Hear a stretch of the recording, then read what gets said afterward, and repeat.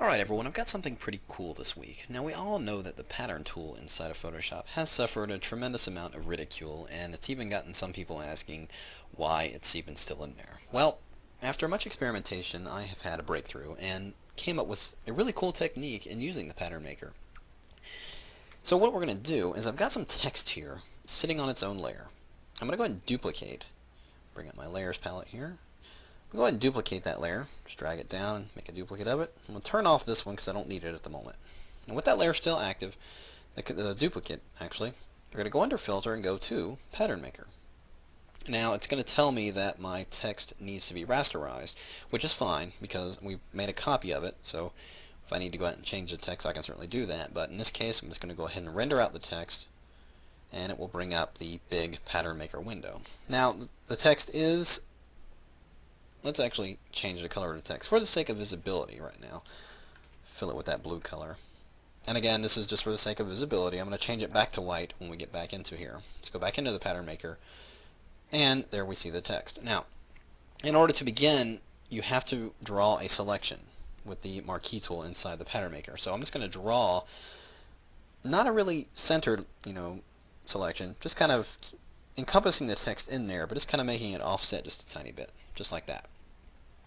Now, I want to make sure that I'm using the image size of the entire document. So I'm just going to click Use Image Size, and then I'm going to go ahead and click Generate. And you can see what happens. It's going to give me a really cool scattered effect here. And I can certainly hit Generate again and again until I get a formation that looks appealing to me. And I can actually go ahead down here and toggle through these, each one that I've created, if I saw one I liked back in earlier. So let's say I like this one right here. I'll just go ahead and hit OK. And I'm going to go back and go ahead and fill that with white because we filled it with blue for the sake of color. Actually, what I'm going to do is actually fill this with a gradient. So I'm going to lock the transparency of this layer, go get my gradient tool, and I'm actually going to get this one right here because I like the tone of it, just not the color. So I'm going to actually remove the color after I apply it. So with the transparency locked, starting in this top corner, dragging down, there it is, applied the gradient. I'm going to do Shift-Command-U to remove that color. Then I'm going to change the blending mode of this layer to overlay. And there you can see, look at that cool effect we're getting. And that was simply done using the pattern maker. Now I'm not quite done yet. I'm going to create a layer mask on this layer. And on that, I'm going to go back and get a regular gradient, just like that, going from black to transparent. And I'm going to start at the top, holding down the Shift key, just draw a gradient down, and then going down here to the bottom, drawing in from the bottom up, like that. Now I want to invert that. I want the inside area to be masked and the outside area to be visible. So on that layer mask, simply press Command-I, and that will invert it.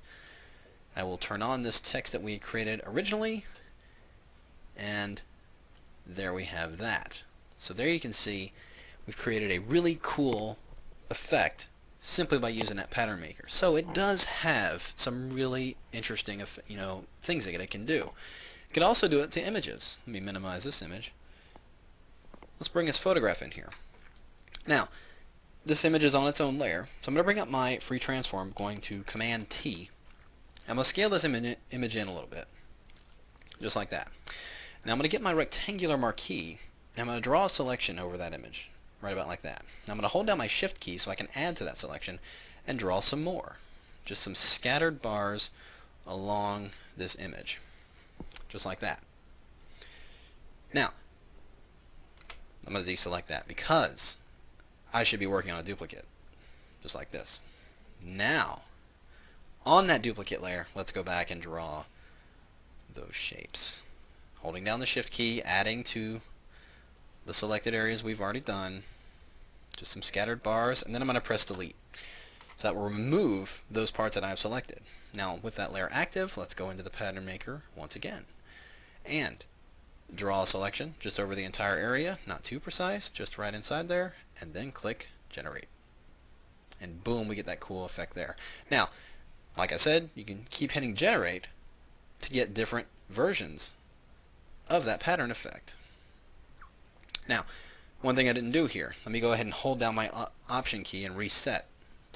we want to make sure that we're using the size of the image itself. So click that Use Image button, and in fact we are in this case, but just make sure if you're going into a new image that you click the Use Image Size, otherwise you're going to get a kind of a tiling effect, and that's not really what we want in this case.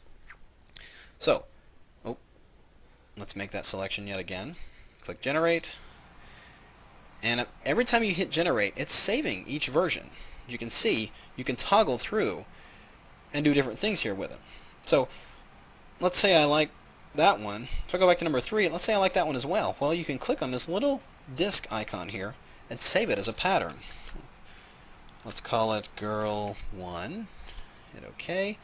Let's toggle to the next one. And let's save that one as a pattern. We'll call that Girl 2. And we'll go back to this one. So let's say we'll go ahead and generate our pattern with this one. Hit OK. There's that effect right there. Well, what if we kind of want to add those other texture or patterns to this one? Well, simply create a new layer and go to the Fill dialog, which is Shift Delete, and go to Pattern here. Scroll down and find that pattern. There's those ones we created. Here's some ones I created earlier. So there's one of the ones that we created just now. Hit OK, and it will fill that layer in with it. Create a new layer. Go to Delete or Shift Backspace. Make sure you're in Pattern and go and select the other one. And hit OK there. And of course you can move these around, do whatever you want with them, and get all kinds of interesting effects. And if I fill my background layer with maybe a color, maybe that same blue color, if I change all the blending modes of each one of these pattern layers, it'll give me a really interesting background effect. Look at that. I can do an invert. If I press Command I can get all kinds of really interesting effects here just by messing around with that pattern filter, or that pattern maker rather.